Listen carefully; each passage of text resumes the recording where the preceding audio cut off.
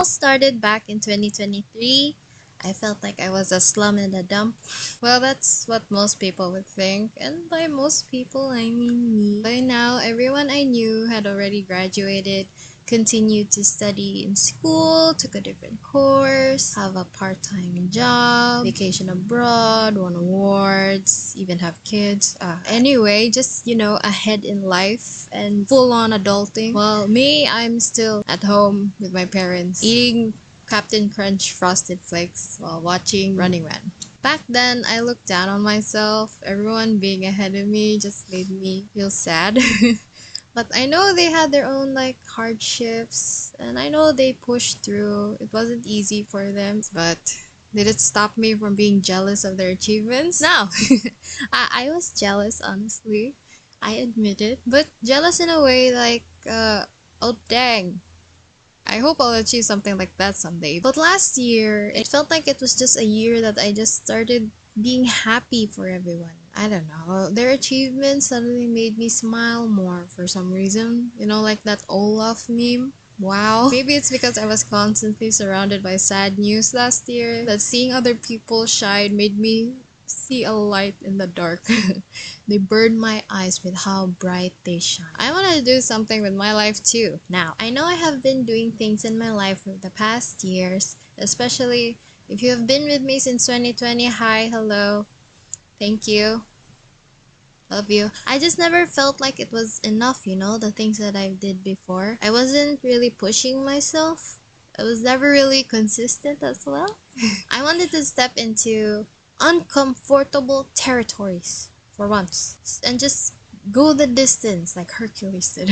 I just want full potential, So I started writing resolutions, typical New Year resolutions, becoming a better you, writing out everything I wanted to do that I should achieve in the upcoming 2024. Remind you, this is still 2023 me. Most of them related to my well-being. So far, I think I achieved them. But my main goal was to just keep on drawing. Something that would give a good feeling. The goal I want to achieve is to bring comfort to everyone. But honestly, I realized that I have to bring comfort to me first. The wise Bobby Chiu once said, sorta, kinda, and not word for word, but the idea was, if you really like it, then that's all that matters. My mindset went from, would people like this, to eventually other people might like it as well. And if they don't like it, hey, at least I like it. So yeah.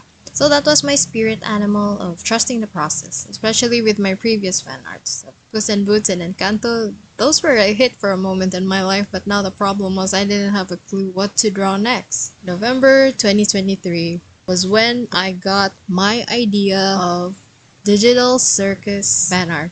But October 2023 me, it was a month I ignored that series. I did not want to dive into the digital circus world. The Amazing Digital Circus was just booming everywhere, anywhere. I didn't want to be a part of it, honestly. Don't get me wrong, I didn't hate it or anything or judge a book by its cover. It's just that every time I like something, I go through a certain phase. So every day I just admired other people's fan art, the soundtrack too. It was on every video, especially on TikTok and YouTube Shorts. But no, I never gave into the digital world until MatPat, the man of the hour, the retired man, the FNAF man, the clap and a half man, posted a film theory video about Digital Circus. So I watched episode 1. I gave in. I didn't want to watch a film theory video without any idea about the film. I was ready to dive into the theories and the lore, and well, I loved it. Out of all the characters, I love Jax and Kinger the most. They just look fun to me. Jax is fun in a mischievous way, while Kinger is fun in a childlike way. You want to protect him with all your heart. I think I favored Kinger the most. I have to give a huge credit to the glitch production, the animators, Gooseworx, just everyone, especially with how they just presented, animated, just positioned the eyes in their Meet Kinger and Meet Jax shorts. Those two videos, those made me love them even more. And for that, I decided that these two shall be my models for Valentine's Day. Okay, I did not ship them or anything. And yes, I know I'm way past February at the moment. Remember, this is November me, November 2023 me. I hope you're still with me. So after November 2023, me found out about number 1, Queenie and Kinger. Number 2, how Jax can get into any room with his key. Number 3, have you noticed the blue flowers from episode 1? Number 4, Valentine's Day theme. I thought, what if Jax helped Kinger surprise Queenie with some flowers for Valentine's Day? At that time, it felt like it was an easy task. I could do it, right? I could start off my 2024 year all grand. I thought to myself that I'll achieve something great with this idea. I don't know how or why I thought that a drawing, a fan art could achieve something like that, but yeah, don't ruin a child's dream. After a couple of days of drawing, this is already January me, by the way. I was in a rough patch during the end of 2023. More on that in the next video. Stay tuned. Subscribe. Jax was somewhat easy to draw. Flowers were fun to draw. The key, I don't know, it was wonky. But Kinger, I didn't know what to do. I gave it a rest for one night, trying again the next day. Kinger, my fave boy, baby boy, was somehow so hard to draw for me. His eyes, his form, his head. I even resorted to using flowers to cover his body, but it wasn't enough. I couldn't do it. I couldn't draw him.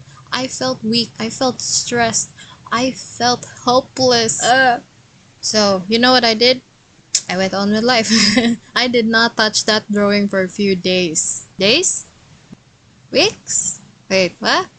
Life really went on after that.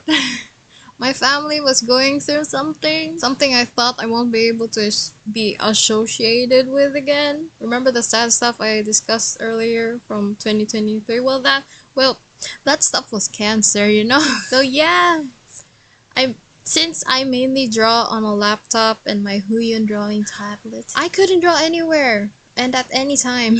I tried doing it on my phone, but I remember my daily headache that I got and an eyesore when I didn't have a drawing tablet yet. So yeah, I wasn't around most of the time. When I was home, I had to do home stuff I wasn't able to do when I wasn't around. And when I had free time, I slept or distract myself with social media. I don't know, I just wasn't feeling it. I did try drawing it again, but still nothing. I just couldn't draw Kinger. I tried to draw something else, different characters, subjects, stuff. Still nothing. Everything looked wrong. I just kept on erasing what I drew. I thought maybe I'm just having an art block. I wasn't sure. But I was sure that I still have time before Valentine's. At least that's what I thought. Then everything just didn't go the way I planned it, and by now it was already the beginning of February. Dive into the pool of social media again. Look at other people's fan arts, animations, everyone going on in their life. I felt discouraged.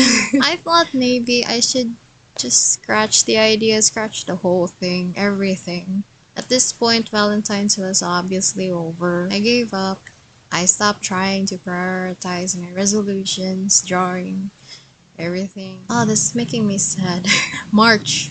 After me and my long-distance boyfriend broke up, what? I didn't know what to do. I felt like I was in a literal slum in the dump now. My feelings, my brain, my emotions, my spirit animal was becoming malnourished. So what did I do? I drew. I was crushed. I was tired. I was torn. I was happy. I drew Kinger. I could cry just remembering the moment I finished this good boy. I drew Kinger. I finally drew Kinger. And suddenly, the creator of Digital Circus, Gooseworx, I saw a little short video on YouTube that Gooseworx mentioned on Tumblr. Jax ain't good. Jax bad. Jax evil. Okay? Jax evil. Okay? The problem was Jax. Jax wouldn't help Kinger for the life of him. My idea was a failure. All this suffering for nothing. I really did wanted this illustration to be lighthearted. It's just that I needed Jax to have a reason why he would even help Kinger in the first place. But the illustration, I was in too deep. How many months? I was committed to how it already looked. Even though I'm still in the line art phase, don't judge me. I badly wanted to color it and do the magical effects of shadows and rendering and all that jazz. Then it hit me. Queenie. The beautiful beanie, and yet we know really nothing about Queenie. Well, unless you've seen episode 3, we know a little bit about Queenie. I love her insects. I love insects too, Queenie. Okay, anyway, she was my calling. I only ever planned to draw her door, but I had to sacrifice Queenie for Jax. What if Jax agreed to help because he already knew Queenie abstracted? What if he even pushed the Valentine's idea? What if he agreed to help Kinger because it could lead to Kinger's doom? Queenie, I don't know your story. I don't know your lore, but you will always be a beautiful chess piece in my eyes. Thank you, Queenie. So disrespecting Queenie, the next couple of days, maybe 2 to 3 days, I did the coloring, the shadows, the lighting, glowy stuff, blurry stuff, unintentional, old TV-ish vibe stuff. I'm not sure, but I liked it. However, I didn't want to just be like, post it and skadoosh, just be done with it. No! I wanted to do something special. It took me this long. It's already past Valentine's Day. By now it's already summer. I gotta go big or go home. So, how do I go big?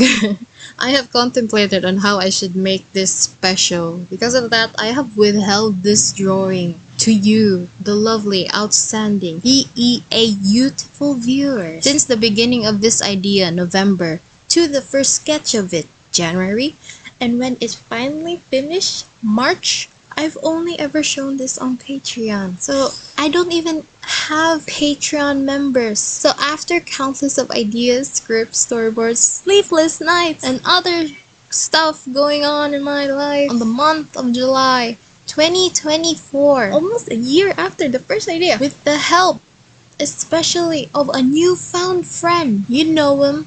I don't think you love him. You've heard of him. Dear old champ, chickenpox. I've been lying down watching Markiplier videos. I remember watching Kill the Princess while constantly checking my temperature and wiping myself with a cold towel. I finally came up with this video just because I saw on my YouTube recommendation feed an old Markiplier's Draw My Life video. That's why idea of this. I wanted to talk about the fan art, my experience with my fan art. I always have experience with the art that I create, and I want to share that with you guys. Plus the idea with doing this, you know, the time-lapse of the illustration of the things that I'm talking about, I got that from One Piece. Like watching videos of Oda, Master Oda, of how he just time-lapse like the illustrations that he makes before they're published, and like, oh, I want to do that too. So here we are now. Did I follow the Draw My Life format? I don't think so. Did I follow the Oda, Master Oda style of time-lapse? I don't think so. Was this really worth it? Maybe? I don't know. I just wanted to flex my art in a big way. Will I keep making videos like this? Yes, I really do plan to. The one where Mirabelle and crying, I have a story of that. Actually, it's a typhoon story. And the Puss in Boots. Oh, the Puss in Boots story. I could still cry. And if you haven't noticed, I also have a Mobu story. Yes, this little dude. So far, it's just a musical series where I use underrated music, at least for me it's underrated, make a mission out of it, like for Mobu and his team. So far, episode 1, part 1 is up now. You can check it out. I do have more in store for Mobu in the future, so please hang on. I'm just happy that I'm finally able to do this video. If you want to support me further, do subscribe, like the video. I also sell prints and digital downloads on my store. And to support me even further, you can become a member on Patreon and have your name on this very empty canvas. Well, that's it for me. Thank you so much for watching. I really hope you enjoyed this as much as I did. And until next time, enjoy the little things.